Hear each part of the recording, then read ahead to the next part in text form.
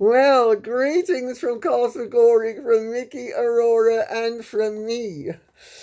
Ah, I have quite a lot of ground to cover today, so I am going to plunge in without further ado with what Fanny B has to say. Because Fanny B says, Lady C, there's a lot of confusion about the Markles and Meghan's father's illness. Sorry, confusion on YouTube about Markle's and Meghan's father's illness, with all sorts of rumours flying around about what each of his children is and isn't up to, in particular Samantha. Can you please clear up the mystery? Well, let me tell you, my dear, first of all, that is a melee I intend to avoid as much as possible. I think that Meghan's behaviour is beyond the pale. I can well understand the pressures that Tom Jr. would be under, and I cut him some slack accordingly. But I gather that people have been saying that Samantha has been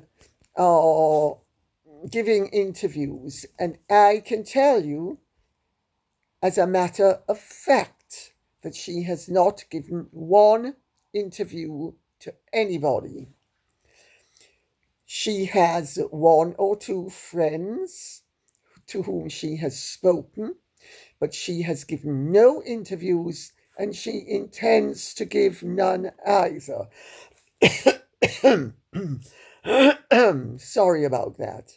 A frog is in my throat. And the whole thing is very unfortunate, but I think the way that the Sussex Squad are sort of trying to cause problems, I think it's totally unacceptable, quite frankly. I think the way Meghan has been behaving is beyond the pale, as I said. And I actually think that Samantha has taken a very wise decision in that she's not getting roped into anything and she's not giving any interviews. She did tell me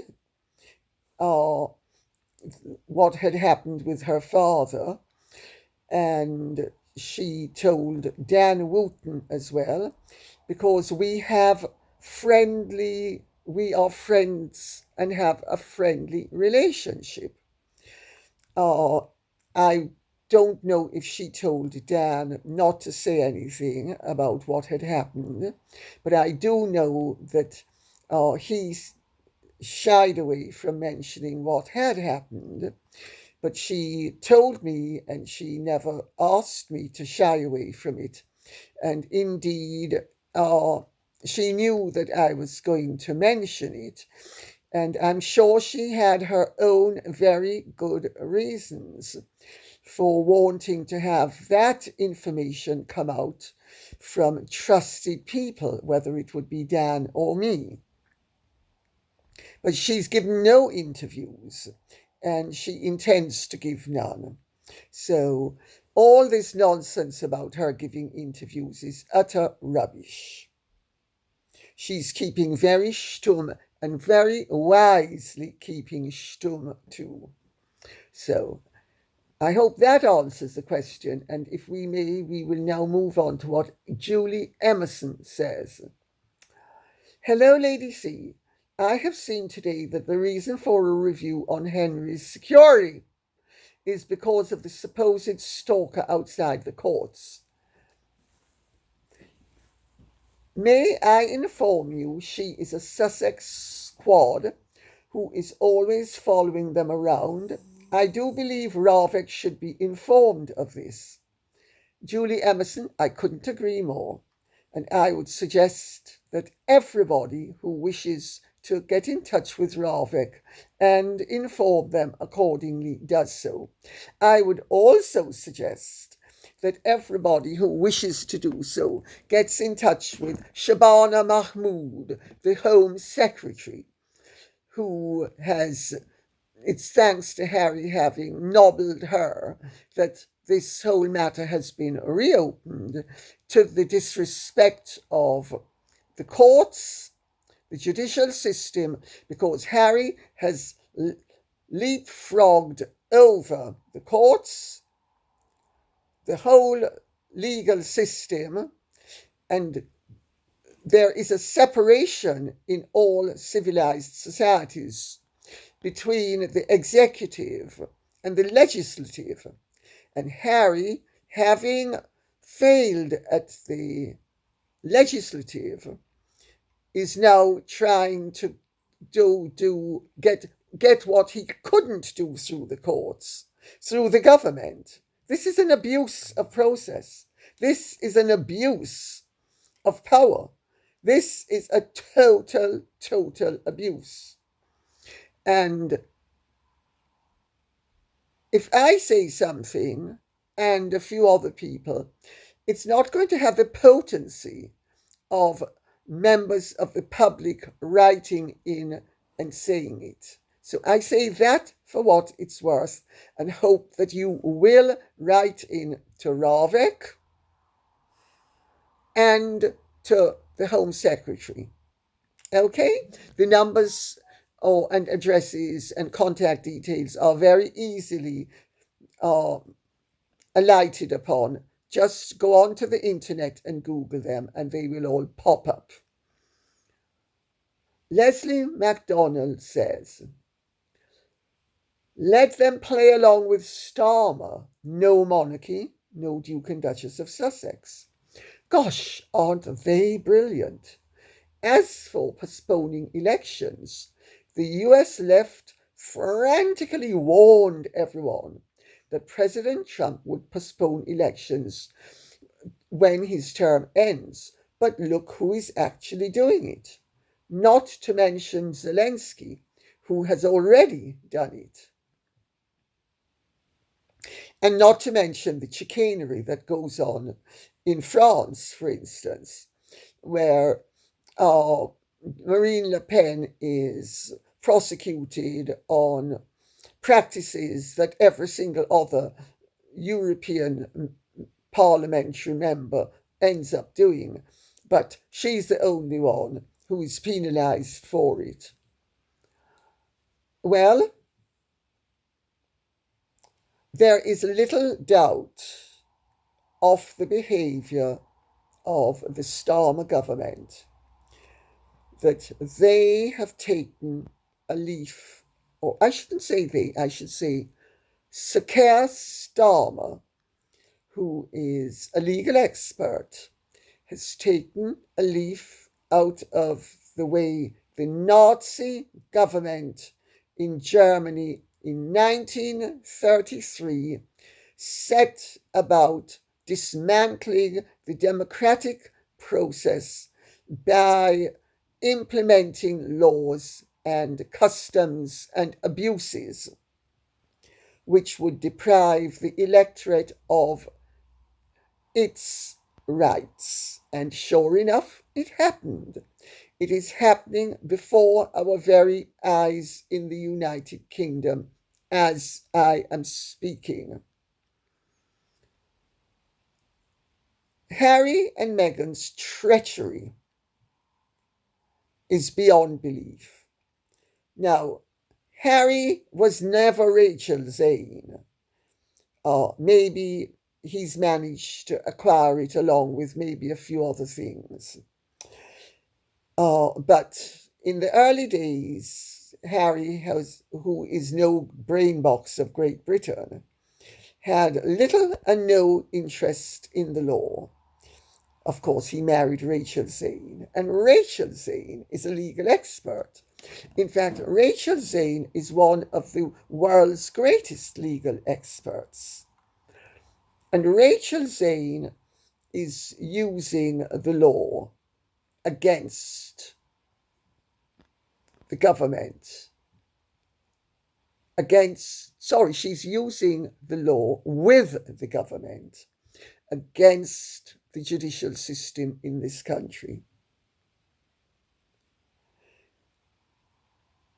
Who else but Harry would be able to fail in a court of law, fail repeatedly in a court of law, and then spin around and try to get the elected government, which is there to create law, not to implement the law. That is the duty of the police and the judiciary. To get the government to undermine the legal process. And it's all being done very flagrantly in front of our eyes. The Starmer government is anti-monarchist. Any way, shape, or form that Harry can think it is acceptable for him and his wife to use an anti-monarchist government to force the monarchy to do things that they and the judiciary have decided is not in the national interest, is a frank abuse of power, as is the government when it acts upon it. That's my take on it. And let's not forget as well that this Starmer government is the government that sent over well over 100 of its party apparatchiks to interfere with the American election in the hope of preventing one party from getting in and to assure that the party that they wanted to get in would get in and lost.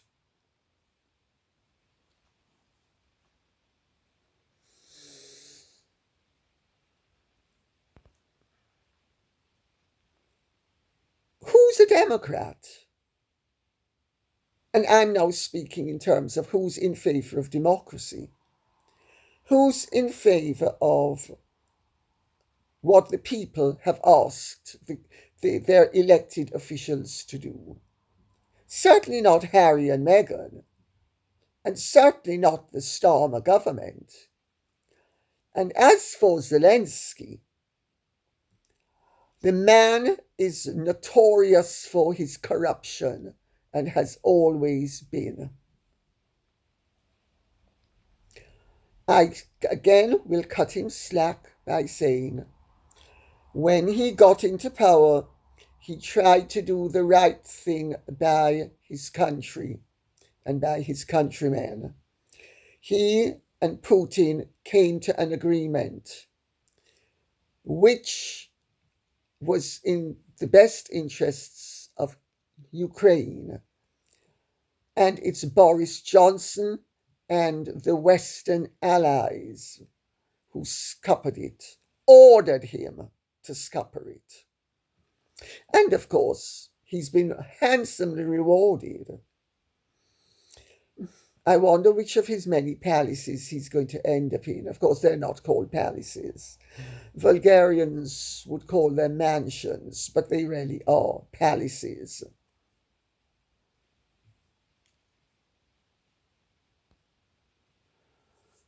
Terry Trammell says, if Harry can go into war zones without security, then obviously he doesn't need it.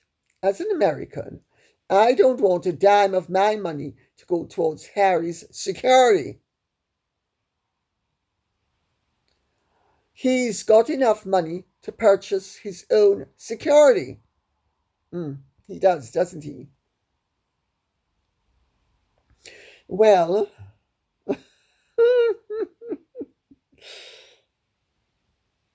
Harry's able to go to Colombia, but then again, Harry has an affinity with Colombia because he loves all the substances that certain people in Colombia have enriched themselves with. Nigeria, well, Harry and Meghan are two Christians who certainly didn't need to fear for their safety, unlike many of the other Christians who are being slaughtered as we speak. Ukraine? Oh, no, a bagatelle, no problem at all. But the United Kingdom? Terrified, terrified. Not so terrified as to accept the system that was put into place. Give us 28 days' notice. We will determine what is suitable, and you will be protected. And if you stay in the royal palaces and royal residences, which are open to you to stay in, you will be automatically enjoying the same level of protection as the rest of them. Oh, no, no, no. None of that is good enough for Harry or Meghan. Do you see? 2 and 2 with them is either 2.2 or 22, but it's never 4. Never 4. Unless it suits them, at which time I should say, and in which case it becomes 4. You talk about tiresome and tiring manipulators. Ruthie says, Lady C, surely they, the royal family, the government, parliament, and the peoples of the United Kingdom and Commonwealth have the right to know that the children of Henry are eligible to be in the line of succession. All births before and after Henry's children were verified by at least the medical personnel in attendance. Why can't this be used against the Twerkles? Love it, the Twerkles. Because once a valid birth certificate issued by the authorities is tendered, that is sufficient. Nobody anticipated in 1936, following Princess Alexandra's birth, when the decision was taken to suspend the Home Secretary being present at the birth of heirs to the throne, close heirs to the throne. Nobody could have envisaged that a frowsy American hustler could end up marrying into the British royal family and behaving in such a way that she led there to be a valid doubt as to whether she had ever been pregnant. And that the birth of the children would be shrouded in such mystery and secrecy that the question that logically followed upon the extraordinary performance of the baby bump with the first of the pregnancies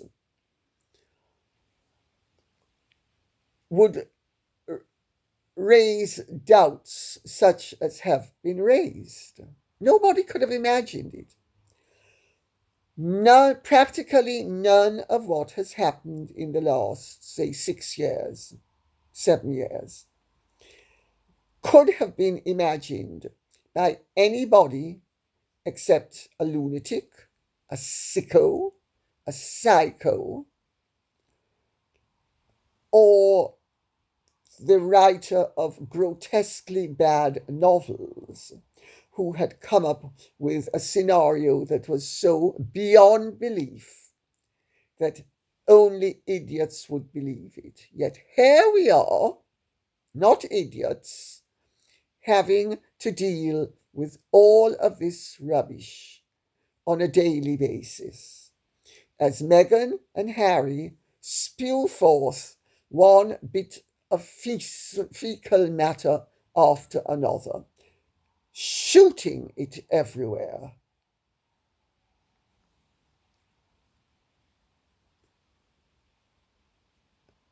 The protocol that was in place was very simple.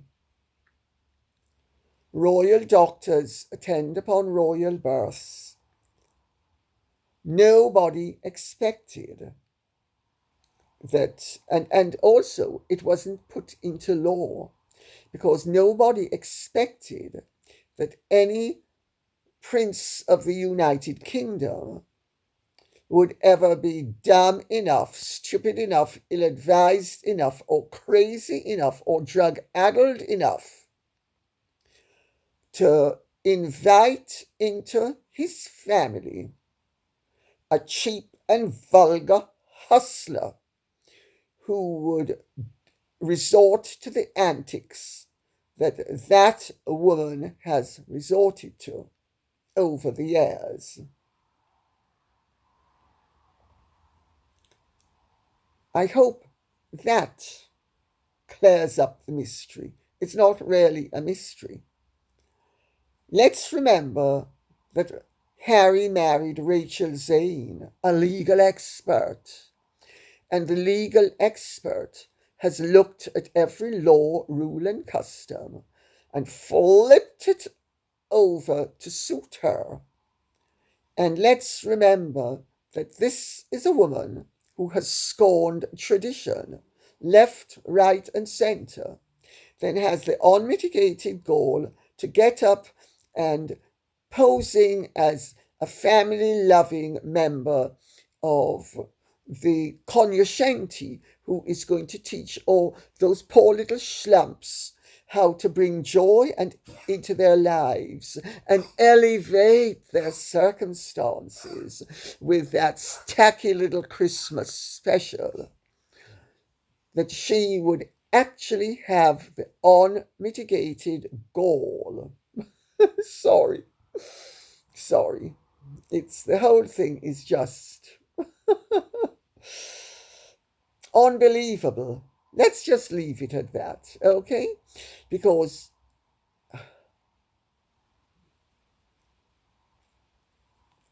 nobody could have imagined any of what's happening could have happened. Yet it's all happened before our very eyes. And a lot of people have made a lot of money out of it, including Netflix originally, although I've been reliably informed they've made far less money than they hoped to. Oh, poor Ted Sarandon. Oh. But Meghan getting those children in the line of succession, a dawdle. Rachel Zane knows her way around the law. Rachel Zane knows her way around men. Rachel Zane knows her way around social aspirants. Well, she should. She's one herself. And Rachel Zane, knowing all of that, has known just what was required to have Harry's children placed in the line of succession. all done legally. Do you begin to see the links between the Starmer government, Rachel and her sidekick Henry? And while we're on the subject of manipulating the system, let's remember how the Nazis started their descent into hell in 1933 by manipulating the legal system. And everything was done legally. I mean, Archie and Lily are legally in the line of succession. And when the law doesn't comply with their desires, Harry and Meghan show the world, as they have just done, by abusing the political power that he possesses as a result of his birth as the son of the king, that bugger the law, we'll use power instead. Do you see the links between abuse of power in the Starmer government, abuse of power with Harry and Meghan, and the similarities between what's happening now and what happened in Germany just a little bit short of 100 years ago?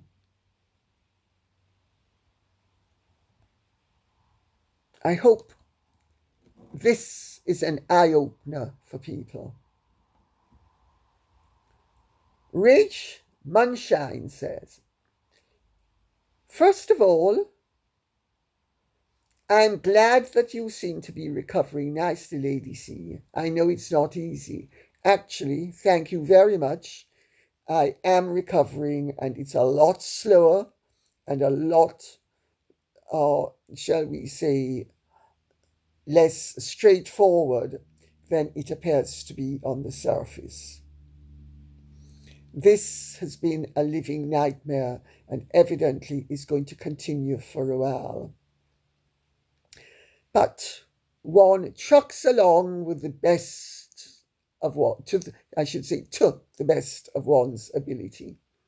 And in case you've noticed I'm tripping over a word or two, it's because I had to take painkillers a bit earlier. So that's the explanation. So if I'm a little bit off, this is discipline trying to combat the effects of the painkillers. Secondly, I figured out why the king's second son does not want any loss of titles or name changes. I have no idea how I didn't realize it sooner. He absolutely does not want to have to hire all the tutors he would need for him to learn how to spell the name Mountbatten Windsor. I just had to read that out. I thought it was so cute. Don't you think it's cute?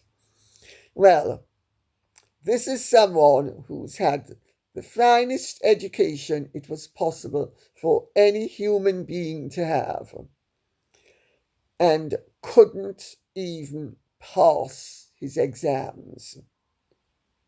As my father used to say, the only thing Harry has passed is worms.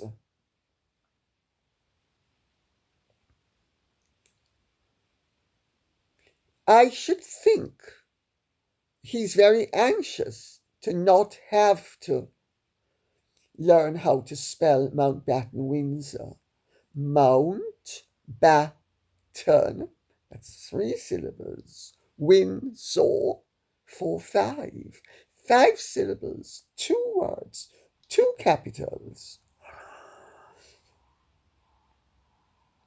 And this is someone whose art teacher ended up accusing Eton of having forced her to falsify and assist with the fraudulent acquisition of a pass in his A levels. Oh dear. Mm. So after however many years, 10 years, longer, 12 years, well, actually, if you start with kindergarten, even longer, because he went to the best schools, he couldn't even pass the art exam. Well, I don't know. I think if we give him 6 years to master signing Mountbatten Windsor, do you think that's enough time? Or do you think we should sort of make it shorter? After all, we don't want him to tax himself too much because he may resort to the sort of physical antics that he has resorted to previously when he attacked, for instance, a friend of mine who is a lord for no reason at all, and who, ironically enough, his mother had tried to seduce at a ball that we were all at in, I think it must have been 1986, right in front of Prince Charles. She tried to seduce the person who Harry attacked, and I don't think Harry even knows this story. And his then wife stormed up to her and told her, "Leave my husband alone." We loved it. We absolutely loved it. Glamam says, Lady C, would you mind commenting on something way out of the usual? Kate Winslet has been bemoaning the fact that young women have no concept of what being beautiful actually is anymore. I'd love your take on the attitude of young women today to beauty. You were a famous beauty in your day. Oh dear. And you only need to read the comments on all the channels to see that you're still acknowledged as being beautiful. Aurora, Mickey, come, grab Mufty's head before it bursts. You also have such a sensible attitude towards things. I'm sure I'm not the only woman who's on the right side of 40 who'd love to hear what you think of Kate Winslet's comments. Well, I have to say, I am answering this because I think it's so entertaining and it's actually quite topical and relevant. First of all, I actually don't understand her comment, although I think I understand what she's trying to get at. When she says women have no concept of, well, young women, of what being beautiful actually is. I am not sure that's true. I'd have said, in fact, they have a heightened awareness of what beauty is supposed to be, and they seek it for themselves to the detriment of their own beauty.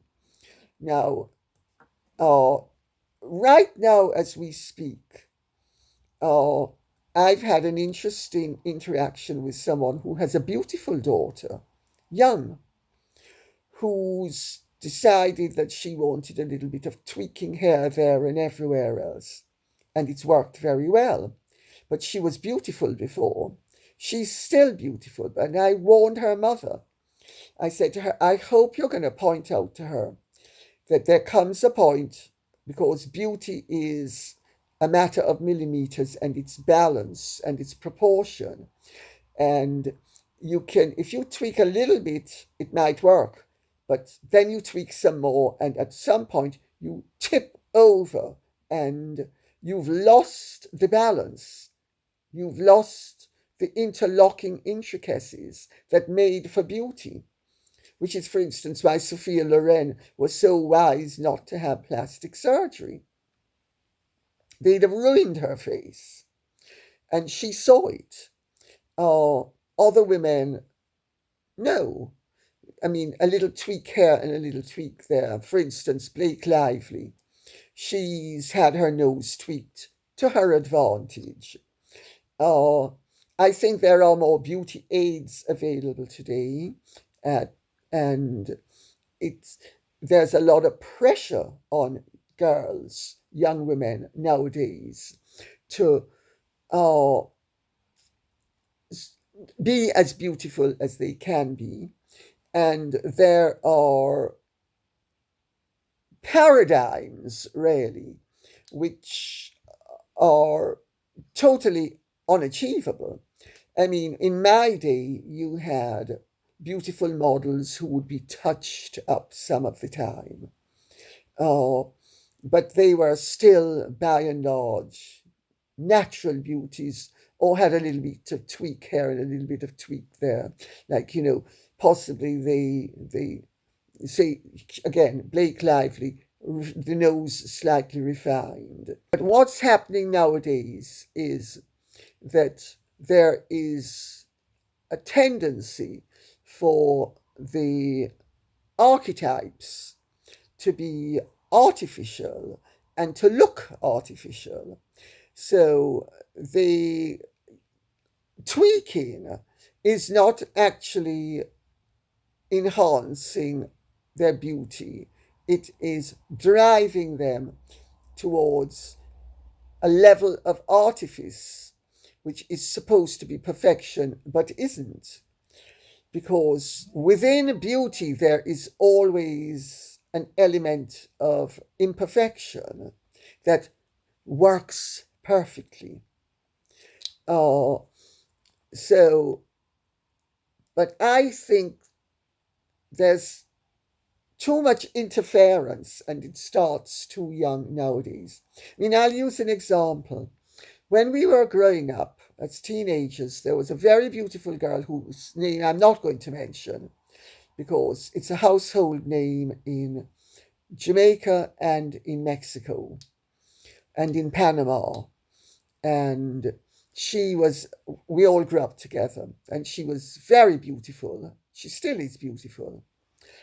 But her family was Jewish, and she had a Roman nose. And she, as a teenager, hated her nose. And I remember saying to her, please don't have your nose done because you're not going to be any more beautiful. You're going to actually simply look less Roman. She had her nose done. She's still beautiful. But she lost that distinction that, say, Jacqueline de Ribes, the famous Vicomtesse de Ribes, who became Comtesse de Ribes, and who was one of the great stylish women of the 20th century had. There comes a level of interference that always tilts the balance so that unless they are fully made up, they really look dreadful. They look distorted. So, to that extent, I agree with Kate Winslet if that's the message that she's giving, which I think it is. I think she didn't phrase it very sensibly, let's put it that way, but I think that's what she meant. And, you know, becoming less distinct and distinguished can be a great error. But I'm not saying that if you won't be improved and you want to do it, that you shouldn't do it. I'm saying just be careful. For instance, my face, I could never have touched it because any alteration to it would have actually resulted in whatever was there being lost. Because a friend of mine called Enzo D'Agostino, who's a very well acknowledged artist, he used to love painting me and drawing me because he said I had one of the few faces that didn't require alteration or adjustment for balance. But if I'd gone to a plastic surgeon, he might have said, oh, you need this, you need that, you need the other. And so, but in fact, it's, I mean, there were things, I suppose what I'm trying to say is there were things about my face that I didn't particularly like originally. And I learned to live with them because it was pointed out to me that I'd better not touch anything because by altering the balance, I would lose what I had. And fortunately, I was wise enough to listen. Sophia Loren was never your run-of-the-mill beauty. But that is what made her one of the outstanding beauties of the 20th century. And some of these girls, they are just shoving themselves into doctrinaire plasticism. And this is happening not only in terms of face, but in terms of ideas, thought, etc. And it's really going to end up pretty badly. And we will end with what Ari or Ari has to say. There have been reports in the Mail about the settlement of Charles Spencer's mistress's lawsuit against his wife. It isn't easy to see who's won and who's lost. Can you please provide some clarification? In court documents, the arbitrator states he wanted to bring the financial liabilities of proceedings between Professor Jarman to an end in order to finalize the terms of the divorce. Okay, I looked into it. I'll tell you who's won, hands down. Lady Spencer, as she ought to have.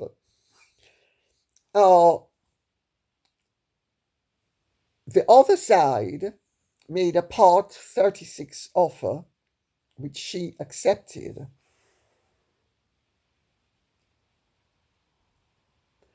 On the basis of the fact that her husband had to pay her legal bills, which evidently are, the legal bills are something like £2 million.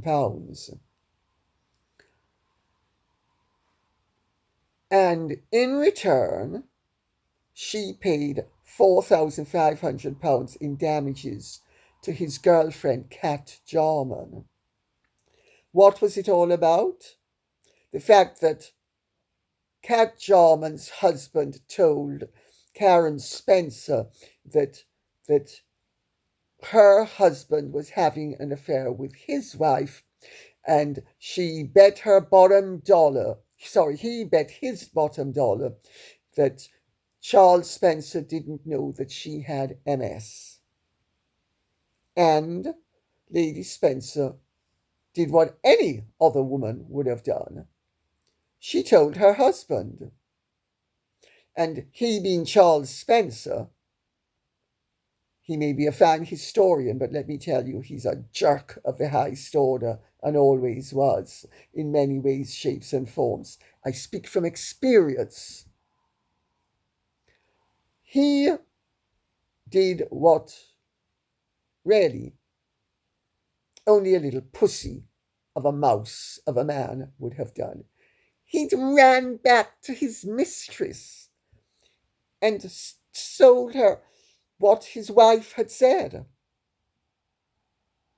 And she sued on the grounds that Lady Spencer had no right to divulge her personal medical information to her husband. Well, why didn't Kat Jarman sue her husband, Tom? Because he's the one who actually blew the secret. But no, she showed what a slick and, quite frankly, I think she and Charles Spencer obviously deserve each other, unless this was all his doing, which I cannot exclude as a possibility.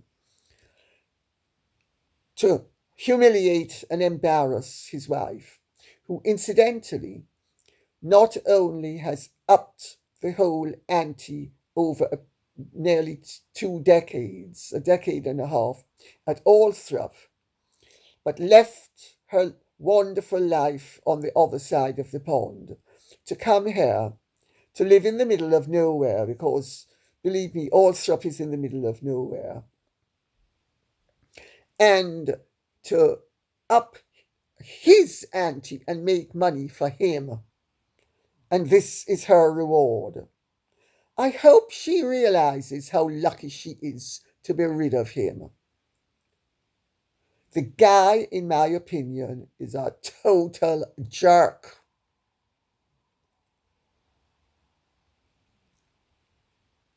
There is a strong line of jerkdom that runs through the Spencer family. His father was something of a jerk. His grandfather was such a vicious abuser of his wife, Cynthia, that she had to be made a lady in waiting to the Queen so that she wouldn't be battered as much as she used to have been. What man would allow his mistress or encourage his mistress to sue his wife because her husband had spoken the truth about her? Do you begin to see where maybe some of Harry's jerkdom has been genetic, inherited via the Spencers? And on that note, I'll say thank you very much for listening. I hope this has been of some interest to you. If it has, please keep the questions and comments coming in so I will know what you would like us to be speaking about. Okay? Thank you so much. Take good care and Godspeed. And if you have truly enjoyed this, would you care to like, share, subscribe, press the notification bell, and hype, please. Bye-bye.